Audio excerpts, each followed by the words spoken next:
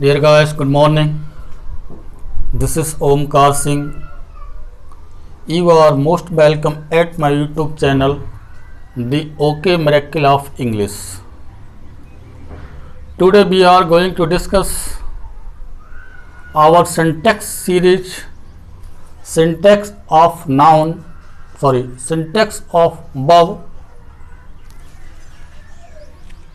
part E. आज हम syntax का पार्ट 11 जबकि सिंटैक्स ऑफ वर्ब का पार्ट ई के बारे में चर्चा करेंगे, उस पर स्टडी करेंगे, उसके रूल्स जानेंगे। इससे पहले हमने syntax of noun, syntax of pronoun के 2 चैप्टर कंप्लीट कर लिए हैं। अगर आपने वो नहीं देखे तो पहले उन्हें वॉच करिए। और सिंटैक्स ऑफ वर्ब में हमने अब तक 4 पार्ट पहले कंप्लीट कर लिए हैं। आज 5वां पार्ट है, पार्ट ई। तो देखते रहिए, बने रहिए। आइए चलते हैं। प्रसन्न मुद्रा के साथ खुश होकर के हमेशा अध्ययन करना चाहिए, जिससे एक एक शब्द आपके समझ में आएगा। और उम्मीद करते हैं कि प्रत्येक शब्द आपके दिमाग तक पहुँचे और आपके दिमाग में समा जाए। ये हमारा उद्देश्य है। चलिए शुरू करते हैं और आपसे रिक्वेस्ट करते हैं, अगर वीडियो अच्छा लगे लाइक शेयर कमेंट करें, सब्सक्राइब का लाल बटन अवश्य दबाएं, बेल आइकन प्रेस करें, जिससे प्रत्येक बनने वाले वीडियो का नोटिफिकेशन आप तक पहुंचे। चलिए आइए शुरू करते हैं आज का ये सेशन। फर्स्ट सेंटेंस दिया है हमारा, पहले डायरेक्शन दिया है, करेक्ट द फॉलोइंग सेंटेंसेस। नीचे लिखे वाक्यों को करेक्ट करना है। देखिए, करेक्ट करना कोई बड़ी बात नहीं, करेक्ट कर सकते हैं आप, लेकिन हम 6 सेंटेंस नाम को लिखे हुए हैं। इनसे हम 10 से 15 सेंटेंस के बारे में डिस्कस करने जा रहे हैं। तो चलिए, फर्स्ट सेंटेंस दिया है, if she was a bird she would fly in the sky. अब इस सेंटेंस में हमें मिस्टेक को फाइंड आउट करना है, क्या मिस्टेक है, क्या एरर है। तो मिस्टेक फाइंड आउट आप कर चुके होंगे। ये सेंटेंस हमारा कंडीशनल सेंटेंस है।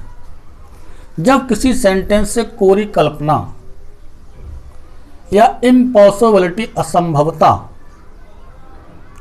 या अनिश्चितता कह सकते हैं, का भाव प्रकट हो, तो ऐसी स्थिति में हम सभी प्रकार के सब्जेक्ट, चाहे सिंगुलर हो सकता है चाहे प्लूरल हो सकता है, सभी के साथ किसका यूज करते हैं, वर का यूज करते हैं।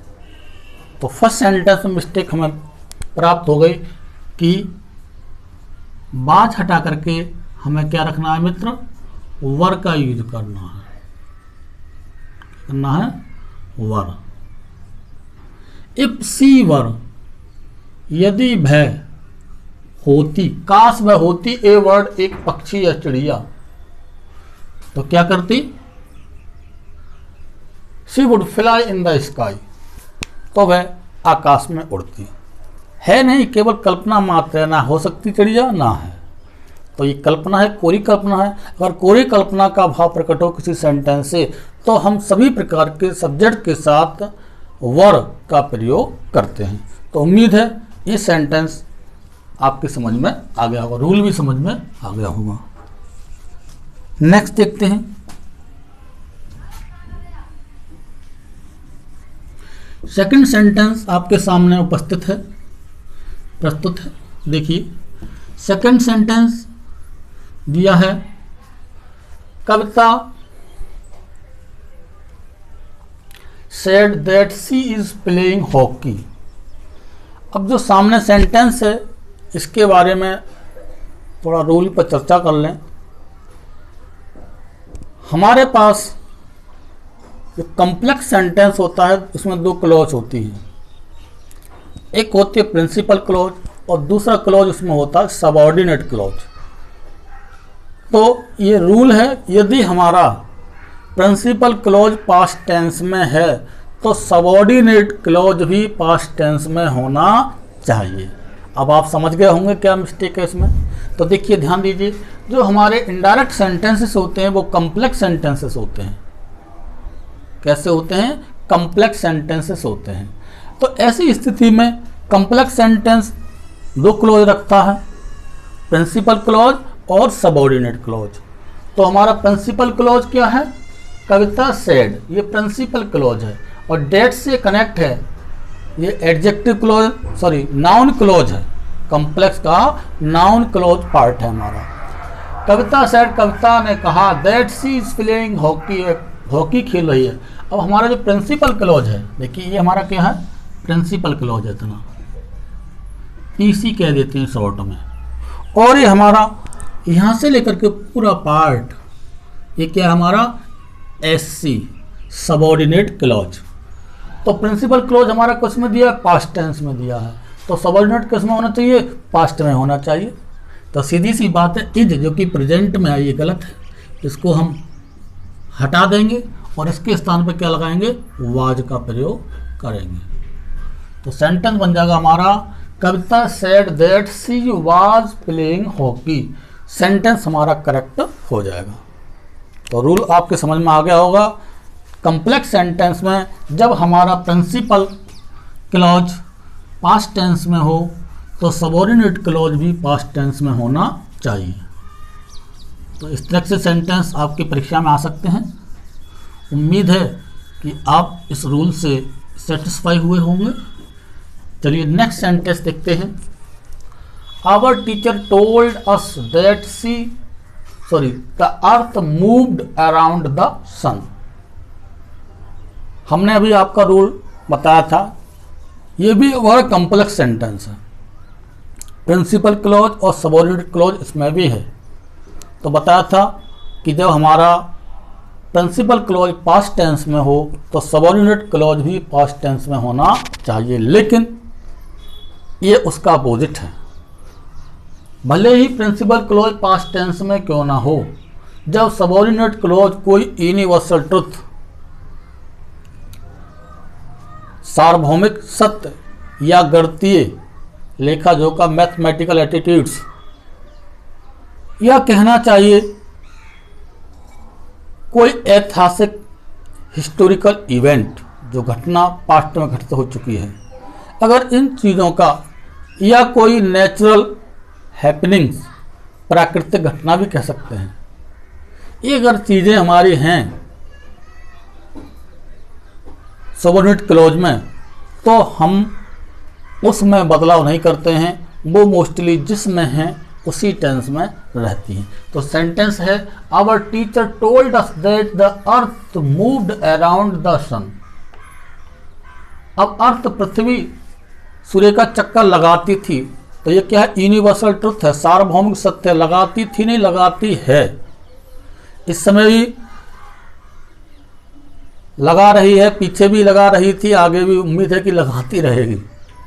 तो ये क्या है? सार्वभौमिक यूनिवर्सल ट्रुथ का भाव प्रकट कर रहा है। तो हमें उसे प्रेजेंट इंडेफिनिट टेंस में रखना, जनरल सेंस। तो यहाँ हम क्या करेंगे? मूव्ड नहीं बल्कि क्या करेंगे? मूव्स कर देंगे। इसे ब्रेकआउट करेंगे और यहाँ कर देंगे हम मूव्स। सेंटेंस हमारा करेक्ट हो जाएगा। Our teacher told us that the earth moves around the sun. तो ध्यान रखें, भले ही हमारा प्रिंसिपल क्लॉज पास्ट टेंस में क्यों ना दिया जाए, अगर सबऑर्डिनेट क्लॉज से सार्वभौमिक सत्यता या कोई प्राकृतिक घटना या ऐतिहासिक या गणित से संबंधित लेखा जोखा एटीट्यूड्स उसके दिए हुए हैं, मैथमेटिकल आइडियाज़, तो हम सबऑर्डिनेट क्लॉज में परिवर्तन नहीं करेंगे। अर्थात उससे जिस टेंस में वो गिवन है, जिस टेंस में उसका सेंस क्लियर है, उसी टेंस में हम रखते हैं। नेक्स्ट सेंटेंस दिया है he went to Delhi tomorrow. अब सेंटेंस को सही करने से पहले हम चर्चा करेंगे रूल पर। Adverb of time, tomorrow, yesterday, today, next day, next week, last year, ago, before, in 1947, ये सब क्या हैं? एडवर्ब ऑफ टाइम का भाव प्रकट कर रहे हैं। एडवर्ब ऑफ टाइम हमारे अलग अलग समय को प्रकट करते हैं। जैसे टुमारो वर्ड फ्यूचर के लिए इंडिकेट करता है, यस्टरडे पास्ट के लिए, एगो पास्ट इंडेफिनिट अर्थात पास्ट के लिए, इन 1947 पास्ट इंडेफिनिट टाइम। तो इस तरह के शब्दों से हमें पास्ट, फ्यूचर और वर्तमान का टुडे। अब टुडे हमारा एक ऐसा वर्ड है जो अपने आप में कॉमन प्रेजेंट में भी काम करेगा, पास्ट में भी काम करेगा और फ्यूचर में भी। तो यहाँ पर दिया टुमारो जो कि फ्यूचर के लिए इंडिकेट कर रहा है। अब हम वैसे सेंटेंस करेक्ट टुमारो हटा करके जो कि बेंट दिया है पास्ट इंडेफिनिट टेंस में है, यस्टरडे लगा सकते हैं। कब? जब हम सिंटेक्स ऑफ एडवर्ब पढ़ेंगे तब। अब परीक्षा में उसमें लिखा होता है कि सिंटेक्स ऑफ एडवर्ब करना है या आपको वर्ब करना है, तो आप जहाँ उचित समझे वहाँ सही कर सकते हैं, आपका सही माना जाएगा। लेकिन यहाँ पे हम क्योंकि सिंटेक्स ऑफ वर्ब के बारे में चर्चा कर रहे हैं तो हम वर्ब को ही करेक्ट करेंगे। तो जब फ्यूचर का भाव प्रकट कर रहा है टुमारो, तो हम बेंट को हटा दें क्योंकि बेंट पास्ट इंडेफिनिट टेंस में लिंक करता है। तो हो जाएगा he will, future indefinite tense में ले जाएंगे, ही विल गो, और सेंटेंस हमारा करेक्ट हो जाएगा, he will go to Delhi tomorrow. वह कल दिल्ली जाएगा। समझ में आ गई होगी बात, उम्मीद है पूरा समझ रहे होंगे आप। टुमारो फ्यूचर को, यस्टरडे बीता हुआ कल अर्थात पास्ट इंडेफिनिट टेंस में मोस्टली यूज किया जाता है। तो इनका ध्यान रखें। नेक्स्ट सेंटेंस है, नेक्स्ट सेंटेंस हमारा दिया है all the girls by singing a song there. अब इसमें भी देखिए थोड़ा रूल से करते हैं। ऑल और सेम, ऑल और सेम हमारे ऐसे वर्ड हैं, इनके बाद यदि नाउन काउंटेबल आए तो हम प्लूरल वर्ब का प्रयोग करते हैं। यदि इन शब्दों के बाद नाउन अनकाउंटेबल दिया जाए तो हम सिंगुलर वर्ब का प्रयोग करते हैं। तो इसमें दिया है all the girls by singing is, all दिया है, इसके बाद जो नाउन कैसा है? प्लूरल है। तो सीधी बात है कि हमारा वर्ब भी प्लूरल होना चाहिए। लेकिन ये भी ध्यान रखें कि वर्ब कैसा होना चाहिए हमारा, सॉरी नाउन काउंटेबल। तो गर्ल्स काउंट कर सकते हैं 1 2 3 4, तो काउंटेबल नाउन हो गया। तो ऐसी स्थिति में आल के बाद जब कोई काउंटेबल नाउन दिया जाए तो हम प्लूरल वर्ब का प्रयोग करते हैं। तो यहाँ बाज की जगह क्या हो जाएगा बेटा? वर्ब हो जाएगा। ठीक है।